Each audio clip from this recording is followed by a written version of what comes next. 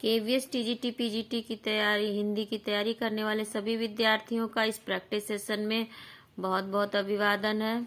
और बिना देरी के ये व्याकरण खंड है, चलिए शुरू करते हैं।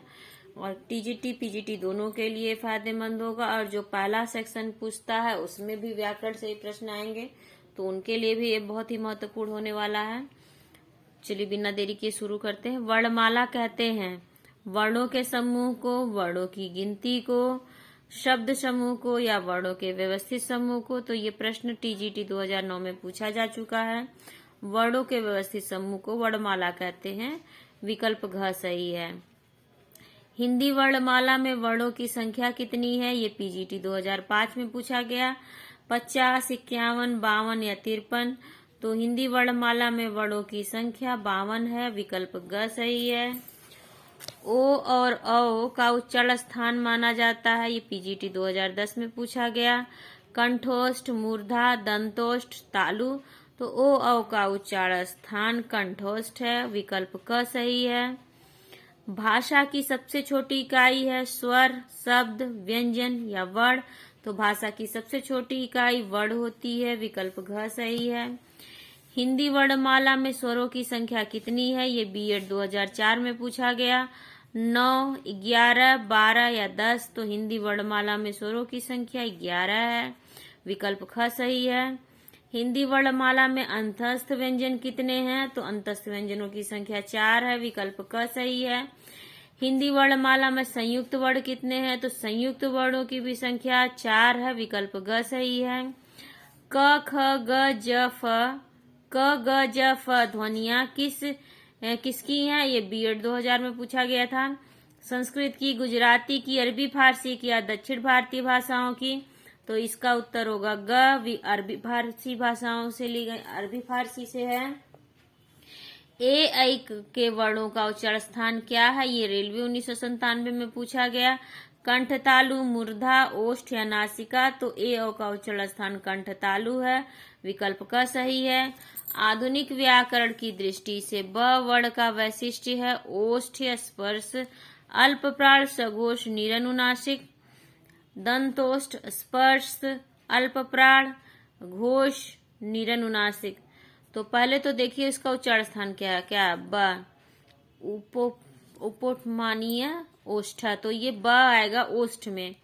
तो ओष्ठ, स्पर्श, अल्प प्राण, प फ ब।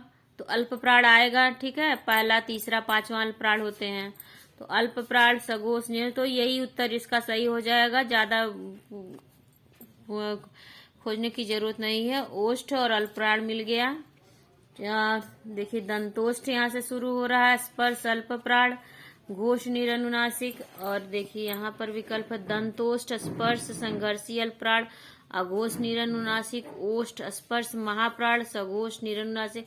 तो देखिए ये अल्प प्राण है। ब वर्ग वर्ण जो है वो अल्प प्राण, यहाँ ओष्ठ दिया हुआ लेकिन यहाँ महाप्राण दिया हुआ है। महाप्राण नहीं होगा, अल्प प्राण होगा। तो इसलिए विकल्प का ही इसका सही होगा। देखिए ओष्ठ, स्पर्श, अल्प प्राण, सघोष और निरनुनासिक। ब का वैशिष्ट्य गुण यही है। विकल्प का सही होगा। ओष्ठ, स्पर्श, अल्प प्राण, सघोष, निरनुनासिक। विकल्प का सही है। अर्धस्वर हैं, अर्धस्वर हैं। ये देखिए टीजीटी 2009 में पूछा गया। य और व, प और म, य, र, ल, स और ह। तो अर्धस्वर य और व को हमारी वर्णमाला में अर्धस्वर माना गया है। प्रत्येक व्यंजन वर्ग में कितने वर्ण आते हैं? 3, 4, 5 या 6। तो प्रत्येक व्यंजन वर्ग में 5 वर्ण आते हैं। विकल्प ग सही है। हिंदी के स्पर्श व्यंजन के 5 वर्गों के दूसरे चौथे वर्ण होते हैं। तो दूसरे और चौथे वर्ण होते हैं महाप्राण होते हैं। विकल्प ख सही है। पीजीटी 2002 में पूछा गया। स्वर ध्वनि के प्रकार हैं दीर्घ, ह्रस्व, प्लुत, उपर्युक्त सभी। तो स्वरों के तीनों प्रकार हैं। दीर्घ, ह्रस्व, प्लुत 3 प्रकार के स्वर होते हैं। तो विकल्प घ सही होगा। उपर्युक्त सभी। विसर्ग का प्रयोग किन शब्दों में होता है? पीजीटी 2009 में पूछा गया। विसर्ग का तद्भव में, तत्सम में, संकर में या इनमें से सभी में। तो विसर्ग का प्रयोग तत्सम शब्दों में होता है, विकल्प ख सही है।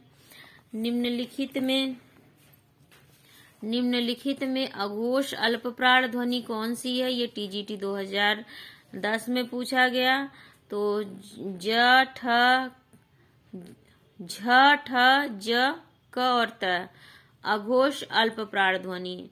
तो अल्प च, छ, ज तीसरा होता है, अल्पप्राण तो है लेकिन अघोष नहीं है। तो इसका उत्तर होगा क और त, विकल्प घ सही है। ये अघोष और अल्पप्राण ध्वनियां हैं। निम्न में कंठ ध्वनियां कौन सी हैं? निम्नलिखित में कंठ ध्वनियां कौन सी हैं? क, ख, ट, ठ, य, र, च, ज। तो क, ख का वर्ग कंठ ध्वनि होती है, क ख होगा इसका उत्तर। टीजीटी 2010 में पूछा गया। हिंदी की श ध्वनि क्या है? मूर्धन्य है, दंत है, तालव्य है, ओष्ठ है। तो हिंदी की श ध्वनि तालव्य है, विकल्प ग सही है। हिंदी की श ध्वनि तालव्य है, विकल्प ग सही है। ये वाला श तालव्य होता है, जो ये वाला श आता है ये मूर्धन्य होता है, और जो छोटा सा कहते हैं इसे दंत्य स कहते हैं। निम्नलिखित में से कौन सा मध्य स्वर है? अ, आ, ई, उ। तो इसमें आ ये मध्य स्वर होता है, ये हमेशा कहीं भी आए तो मध्य स्वर रहता है। तो विकल्प क सही है इसका, मध्य स्वर। पश्च स्वर में आ आएगा, मध्य स्वर में अ आएगा। ठीक है। निम्नलिखित में कौन स्वर नहीं है? निम्नलिखित में कौन स्वर नहीं है? अ, ए, इया या उ। तो इया इसमें स्वर नहीं है, बाकी सभी स्वर हैं। तो विकल्प ग। हिंदी वर्णमाला में अयोगवाह कौन से हैं? देखिए, रेलवे की परीक्षा 1997 में पूछा गया। अंग, अह वर्णमाला में अयोगवाह वर्ण कौन से हैं? तो अंग, अह यही अयोगवाह हैं, विकल्प का सही है। च वर्ण का उच्चारण स्थान है इच्वशनम तालु, तो तालु होगा च का उच्चारण स्थान, विकल्प का सही है।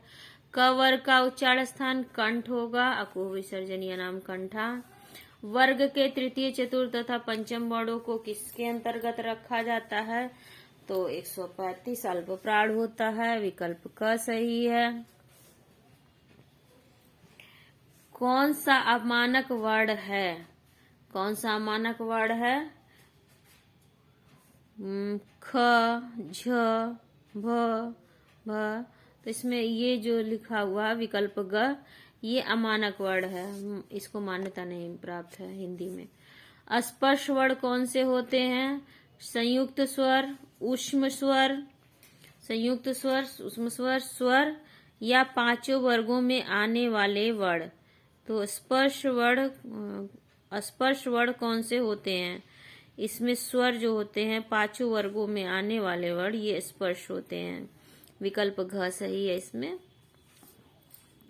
वर्ग के प्रथम, तृतीय, पंचम वर्ण क्या कहलाते हैं? देखिए, यही प्रश्न रिपीट हो गया है फिर से। प्रथम, तृतीय और पंचम वर्ण अल्पप्राण कहलाते हैं, विकल्प क सही है। प वर्ग का उच्चारण स्थान होता है उपपदमानीय ओष्ठ, तो ओष्ठ होगा, विकल्प ग सही है। दिख नहीं रहा है क्या? विकल्प ग सही है। जिन शब्दों के अंत में ई आता है उसे क्या कहते हैं? ई को, जिसमें ई आएगा इसको इकारांत कहेंगे, विकल्प ग सही। देखिए, यहाँ इकारांत लिखा है, अगर बड़ी ई यहाँ पर बना होता तब ये आता है इकारांत, लेकिन ये वाला ई है, इससे अंत होगा तो इकारांत, छोटी की मात्राएं जहाँ रहेंगी वहाँ इकारांत रहेगा, विकल्प ग सही है। जिन शब्दों के अंत में री आता है उन्हें कहते हैं, उन्हें ऋकारांत कहेंगे, विकल्प क सही होगा। हिंदी में स्वतंत्र रूप से बोलने वाले अक्षर क्या कहलाते हैं? तो स्वतंत्र रूप से जिन्हें बोला जाता है वे स्वर कहलाते हैं, विकल्प ख सही है। हिंदी वर्णमाला में संयुक्त स्वर कौन से हैं? तो हिंदी वर्णमाला में संयुक्त स्वर कौन से हैं? ए, औ, उ, अ, आ, इ, ई। तो ए और औ यहाँ संयुक्त स्वर हैं, विकल्प क सही है। वर्ग के प्रथम तथा द्वितीय वर्ण क्या कहलाते हैं? संयुक्त, अल्प प्राण, अघोष या सघोष। तो क्या कहलाते हैं? अघोष कहलाते हैं। प्रथम द्वितीय अघोष, तृतीय चतुर्थ पंचम सघोष होते हैं। तो प्रथम तथा द्वितीय वर्ग अघोष कहलाते हैं। विकल्प घ सही है। निम्न में से कौन सा व्यंजन पार्श्विक माना जाता है? ल, व, ज और न। तो इसमें ल को पार्श्विक माना गया है। विकल्प क सही है। अनुनासिक का संबंध होता है केवल नाक से, केवल मुंह से, नाक और मुंह दोनों से, या दांत से। तो अनुनासिक का संबंध होता है नाक और मुंह दोनों से। केवल नाक से कोई शब्द नहीं बोला जा सकता और केवल मुंह से भी अनुनासिक शब्द नहीं बोले जा सकते, वर्ण नहीं बोले जा सकते। ज्ञ वर्ण किन वर्णों के संयोग से बना है? देखिए, ज और इया से मिलकर बना है ज्य कहा जाता है। तो देखिए, ज यहाँ पर दिया पूरा और यहाँ पर इया दिया हुआ है आधा। यहाँ ज भी आधा, यहाँ इया भी आधा, यहाँ ज आधा और इया पूरा दिया हुआ है और ज और न दिया, ये तो होगा ही नहीं। तो इसका उत्तर होगा ज और इया। जो ये ज आधा हलंत वाला और इया से मिलके बना है ज्य। विकल्प ग सही है। देखिए, ये परीक्षा SI परीक्षा 2002 में पूछी गई थी ये प्रश्न। ल का उच्चारण स्थान है ओष्ठ, दंत, तालु, मूर्धा। ल का उच्चारण क्या है? ऋतु लसा नाम दंता। तो इसका उच्चारण स्थान क्या होगा? दंत होगा। विकल्प ख सही है। त व्यंजन का मानक क्रम है अघोष, त, थ, द, ध, न। तो त अघोष ही होगा पहले। अघोष, अल्प प्राण, कंठ्य, स्पर्श व्यंजन। तो पहले तो त का उच्चारण स्थान क्या है? ऋतु लसा नाम तालु। तो त, थ, द, ध, न ये होंगे आपके दंत। तो दंत्य होगा यहाँ पर। ठीक है, तो इसका विकल्प अघोष, अल्पप्राण, दंत्य, स्पर्श व्यंजन होगा। विकल्प ख सही होगा इसका। ठीक, अब छ व्यंजन का निर्माण किन दो वर्णों से हुआ है? क और श से, क ध से, क श से, ज इया से। तो इसका उत्तर होगा क और श से, आधा क और पूरा स से छ का निर्माण हुआ है। श्र व्यंजन का निर्माण हुआ है। श्र का निर्माण शर, तर, सर, सर। देखिए, श्र का निर्माण हुआ है श और र से। विकल्प क सही है। इस बात का ध्यान दीजिएगा। इस सभी देखिए संयुक्त व्यंजनों के बारे में यहाँ बता दिया जा रहा है, प्रश्न पूछ लिया जा रहा है। ऊ का उच्चारण स्थान क्या है? तो ऊ उपध्मानीय ओष्ठ, इसका उच्चारण स्थान ओष्ठ होगा। तो 42 का क होगा। हल के अंतर्गत कैसे वर्ण आते हैं? स्वर, व्यंजन, विसर्ग या दीर्घ स्वर। तो हल के अंतर्गत व्यंजन वर्ण आते हैं। विकल्प ख सही है।